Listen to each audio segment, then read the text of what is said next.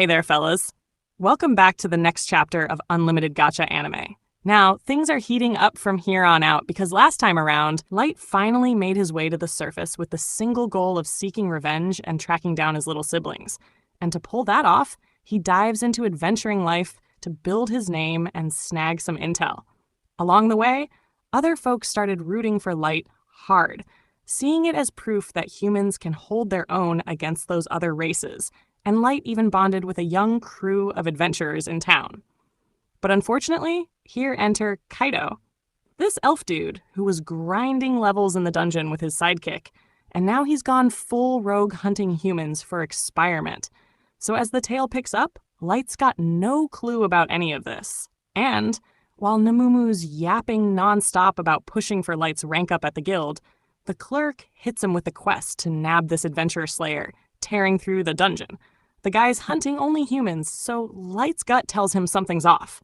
And boom, right then, Mia stumbles out of a portal looking wrecked. Light patches her up fast, but she's not coming around.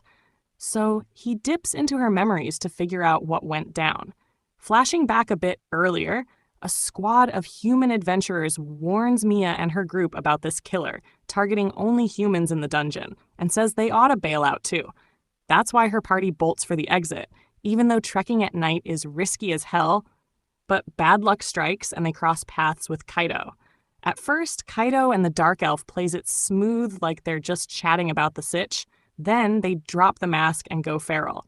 It's straight up hopeless for them to scrap with an elf. But Mia's brother steps up bold to shield the rest. Her friends jump in right after him and get carved up. Even so, Grima and the other one rises again, trying to buy Mia time, and buys it with their lives. So the Dark Elf snaps at Kaito for roughing up the humans since he wanted them intact for his twisted experiments. Then Kaito locks eyes on Mia for some fun. But to guard his sister's dignity, her brother blocks him again and yells for her to run away, heart pounding with guilt. Mia flees while her brother pulls every trick Gold ever drilled into him. He fights smart, just like Gold told him, and even tags Kaito with a hit, which is basically a damn miracle. No shock, Kaito flips out that his handsome face got hit and butchers up the guy. But to protect his lab rats, the Dark Elf barks at Kaito to focus on the girl instead. So Kaito snags Mia quick to claim his prize. Now Kaito's smug thinking it's her lucky day to be his plaything, because he's a big shot hero. But when Mia spits the truth in his face, Kaito flashes, remembers of getting kicked out from the White Knights, and starts pounding on her. That's the instant she thinks of Light, and the bracelet Light gave her yanks her straight to him. Now that Light's in the loop, Kaito's toast, and over on their end, the Dark Elf's breaking a sweat too, because if the girl spills it to the guild, it'll likely buzz all the way to the Elven lands. So yeah, they're royally screwed, since Kaito had swiped that sword from the royal vault right before his exile, meaning the White Knights themselves will roll in to drag him back. But before they show up, Light's not leaving a scrap of those creeps behind. There, Mia's brother was hanging by a thread, so Light revives him first, then gears up for payback. But Kaito just cackles, because a puny human's acting all tough, so he lunges like a rabid mutt at Light. But no matter how he swings or how much he swings, nothing's gonna work. Then he pulls out the sword's magic blasts. It's a beast of a blade, but Kaito's an idiot who can't wield it worth a damn. So he and that Dark Elf are floored watching a human trade blows, even with an elf. Kaito's extra shook, because a lowly sub-maestro like him is getting owned. Now Light's pieced together a lead on Maestro. Then Kaito boasts he's got Maestro's bloodline running through him. And that flips Light's script. He was set to end the punk quick, but now he's planning to haul him to the abyss for the full scoop. So while Light tangles with Kaito, Gold and Nemumu handles the Dark Elf.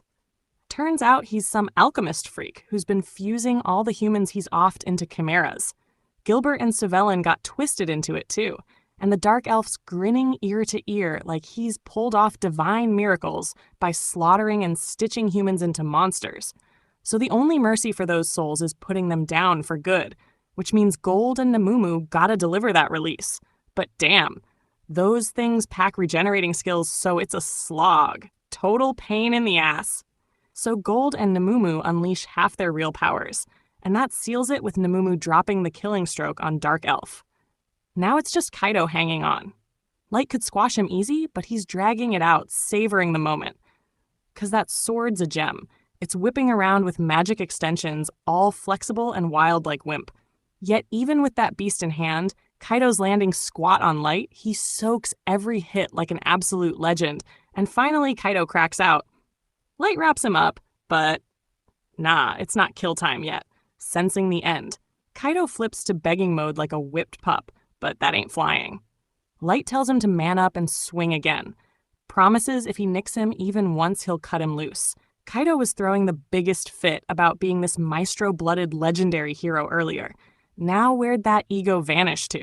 These clowns are straight up vile, the kind that turns your stomach just glancing their way. But Light's got use for them still.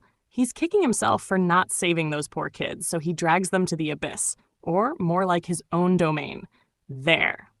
May and the other ladies roll up, so Light fills them in on the human experiments and the maestro dirt. The ladies gears up to tag team the interrogation, so he parks them there and handles a fitting send-off for Grima and Wordy. Afterward, Light heads to Mia and sticks by her side a bit. Then she stirs awake and Light breaks it gentle that her brother's okay. But Grima and Wordy are lost for forever. Hits her like a gut punch. And for Light, he checks in with the guild saying he's smoked the adventurer killer. After all that, Mia and her brother decided to head back to their village and live a normal life, because starting fresh without their crew just feels wrong. They part with a vow to cross paths again someday. And with that wrapped, Light swings back to the abyss to check on their guests. Ellie had went full beast mode on them, and spelling out her tricks would be too grim, so we'll skip it. But yeah, she wrung every secret out from them. Turns out a bunch of people believe that leaving Maestro unchecked could doom the whole world. But that's the gist of it. So next up, they gotta reel in the source. Kaido got that info from, which is the White Knights' captain. So after dishing out a brutal end to those two, Light pushes forward with his trap for the whole White Knights crew, their vice captain Sasha's fiancé no less. So it's poetic as hell, 'cause that snake and her fiancé were enjoying and talking how they had destroyed many human villages over the years, so Light's itching to shatter her world. But this is where the video ends for today, so stay tuned to watch the next part, because from here on it is only going to get more fun. That is why make sure you are subscribed to the channel, so you won't miss any update. Till then, take care.